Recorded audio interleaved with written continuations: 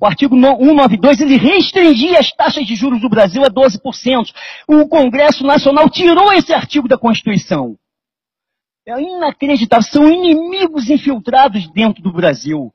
Nós precisamos entender isso.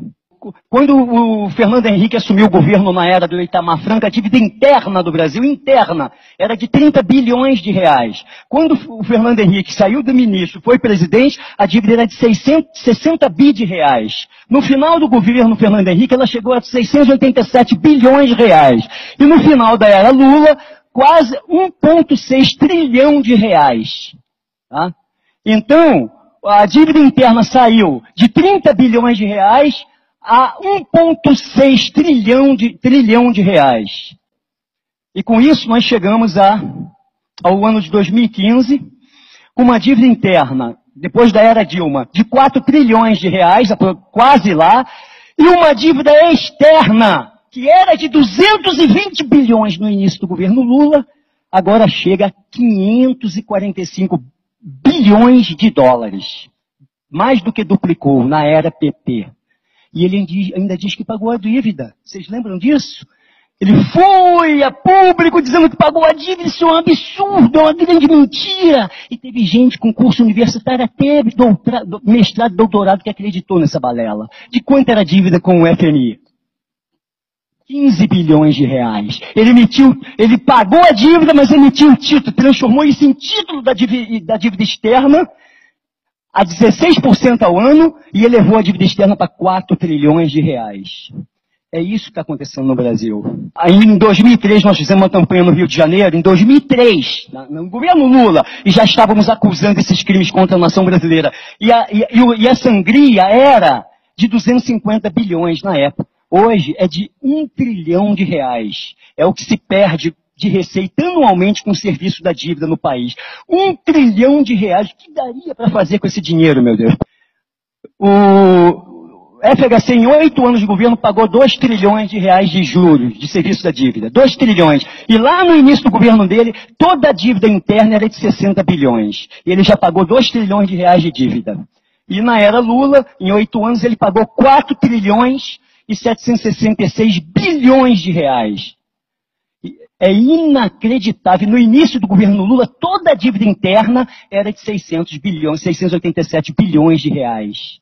Isso é um crime de lesa pátria. Não tem nada, as instituições não estão funcionando no Brasil. Outro dia eu estava assistindo um documentário, e nesse documentário tinha um helicóptero, um repórter dos Estados Unidos, sobrevoando Dubai, sobrevoando a cidade de Dubai, aquela coisa maravilhosa, aquela coisa linda. E o repórter perguntou ao sheik que estava no helicóptero de luxo, parecia um disco voador, quanto tem de dinheiro aí em Dubai? Quanto vocês gastaram para construir isso? Fala aqui para mim, fala aqui para mim. Ele balançou, mas falou, 300 bilhões de dólares. Gente, eles construíram toda Dubai, toda a estrutura, toda aquela beleza daquela cidade do futuro com 300 bilhões de dólares. Quanto a gente paga de juros de serviço da dívida agora, de serviço da dívida? 1 trilhão de reais. Quanto dá isso? Quanto dá isso? Pois é, mas quando era 2, na época desse documentário era 2 reais o dólar. Tá? Naquele tempo, quando eu assisti esse documentário, dava para fazer 2 Dubais por ano no Brasil.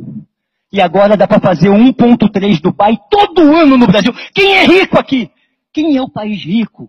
Me fala, então eu não aceito chamar o Brasil de país pobre ou atrasado. Eu não aceito isso. Isso é propaganda enganosa que foi inserida na cabeça das pessoas, inclusive de intelectuais, de acadêmicos, porque a mente dela, de grande parte da sociedade brasileira foi contaminada por uma psicologia derrotista, que é uma ficção.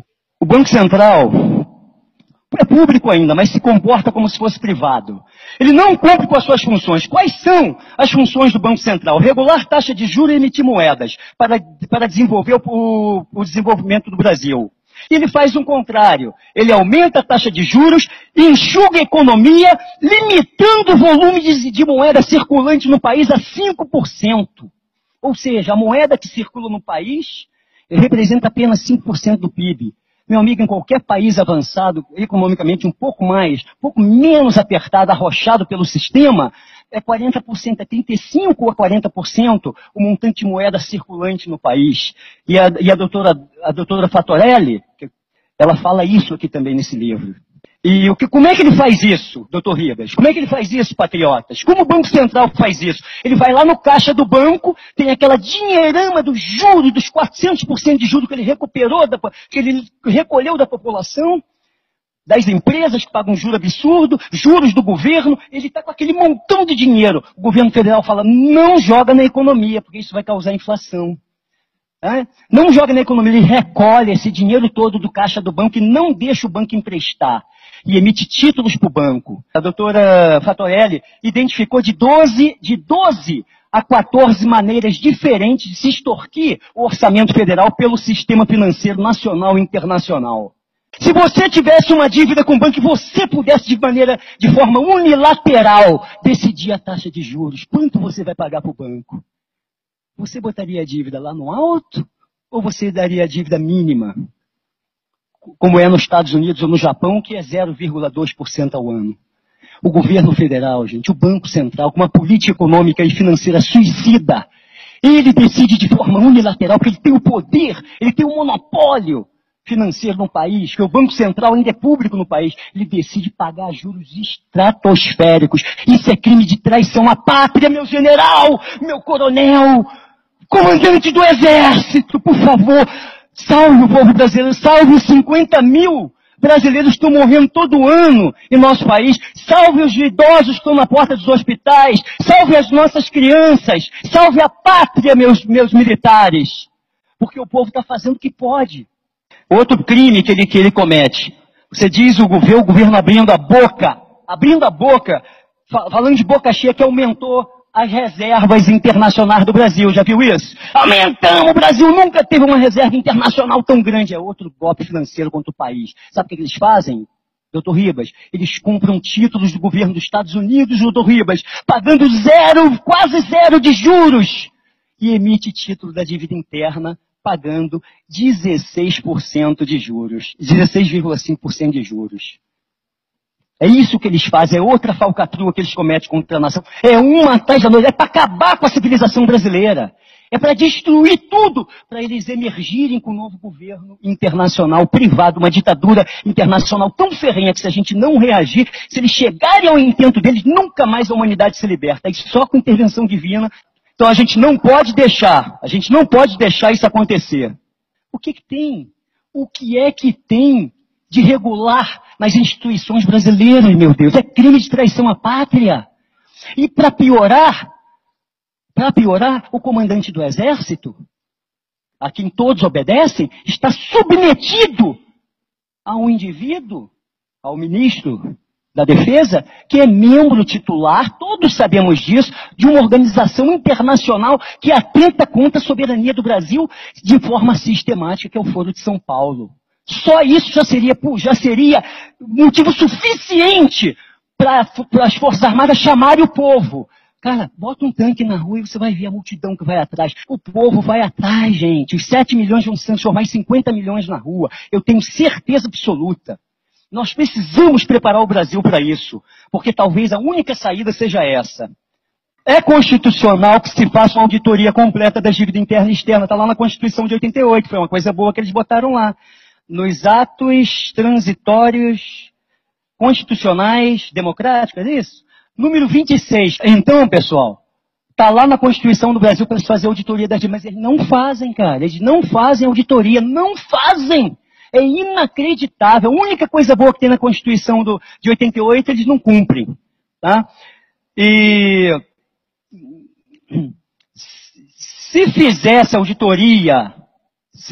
uma auditoria no Brasil, olha o que aconteceria. 1 trilhão ficaria no caixa. Só a auditoria da dívida. 1 trilhão ficaria no caixa do governo. Não sairia. Por quê? Porque essa dívida não suporta uma auditoria, é um castelo de cartas. É uma mentira. É juros sobre juros. São falcatruas ilegais, inconstitucionais, imorais. Qualquer auditoria resolve isso. Se R$ 1 trilhão deixar de ser pago para o sistema financeiro e ficar na economia nacional, eu tenho certeza absoluta, eu não estou falando do minério ainda não. Só a auditoria da dívida. O país passa a crescer a 10% ao ano. Se o Brasil começar a crescer a 10% ao ano, em quanto tempo ele dobra o PIB? 7 anos, crescendo a 10% ao ano. Então, em 7 anos, o nosso PIB, que é de 6 trilhões, vai para 12. Só que o Brasil tem condições de crescer a 10% ao ano durante 30 anos seguidos ou 40. Tem condições de fazer isso por causa do consumo reprimido aqui. Uma pobreza reprimida que, se o Brasil explodir em prosperidade, a população brasileira vai correr para comprar os bens de consumo e de capital a que ela foi privada por causa desse sistema injusto. Então o Brasil tem condições de crescer 30 anos facilmente a 10% ao ano. Mais 7 anos ele dobra de novo. É 10% ao ano. É exponencial, tá? Então aqui já vai para 24, meu Deus. Vai dobrar de novo, vai para 24. Mais 7 anos, vai para 48. Em 21 anos, o Brasil sai de 6 trilhões de PIB, que é hoje, para quase 50 trilhões de reais de PIB. Se nós entrarmos no caminho do progresso. Quem é pobre? Se a gente chegar a 50 trilhões de PIB num ciclo industrial magnífico que levaria 20 anos só, o Brasil estaria disputando com os Estados Unidos a primazia da primeira economia mundial. Vocês podem fazer as contas, você vai ver que 50 trilhões fica perto de 20 trilhões de dólares, que é o PIB dos Estados Unidos. Está entendendo isso? Os nossos potenciais sendo enterrados por uma mentira absurda de que nós somos pobres, atrasados, ou seja lá o que for. Eu não aceito esse termo nação de terceiro mundo, isso foi criado por eles. Não aceito esse termo de país pobre, isso foi criado por eles, para inserir na cabeça do povo a psicologia derrotista que mantém a maioria dos brasileiros, não todos, se arrastando como cobras, como ratos. Tem um remédio para isso, para resolver esse problema.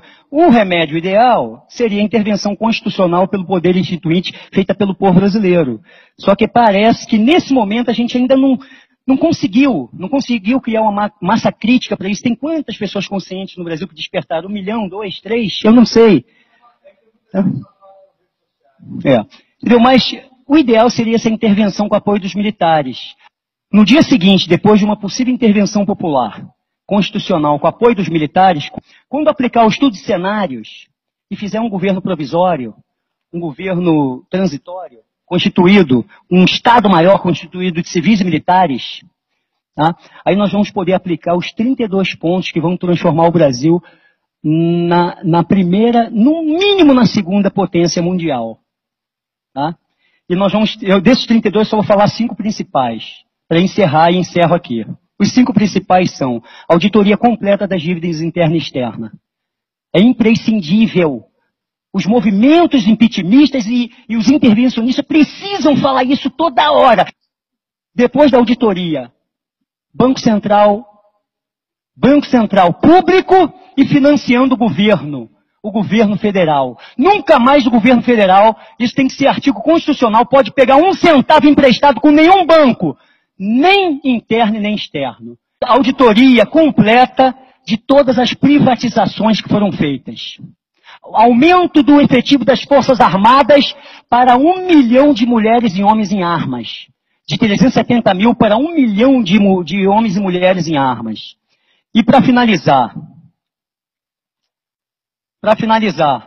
o último item. Uma contra-revolução cultural no Brasil. Acabar com toda a interferência cultural do marxismo, do gramicismo, do Herbert Marcusismo, né? E tudo que vem degenerando a cultura e a moral do povo brasileiro nos últimos 40 anos. Uma contra-revolução nacionalista para dizimar essa cultura demoníaca e transformar o comunismo, a divulgação do comunismo em crime hediondo de traição à pátria em território brasileiro. O seu Levi, que foi a salvação da mudança política brasileira, ele no mês ou 2 que ficou aí, ele aumentou os juros de 250 para 360 bilhões ao ano. Ele foi lá só para aumentar o serviço da dívida. Então veja, não é uma questão, por exemplo, o Odebrecht, né? O Marcelinho Odebrecht está em cana, por quê? Porque ele superfaturou obras públicas, não é verdade? Ele e outros mais, né? Agora, quem superfaturou a taxa de juros no Brasil não está preso. E houve um superfaturamento. O Brasil é uma potência econômica com uma doença política. Qual é essa doença? É o sistema político partidário que pratica o governo indireto imposto por Londres. É isso. Nós vamos encerrar com o nosso grito de guerra, não é isso?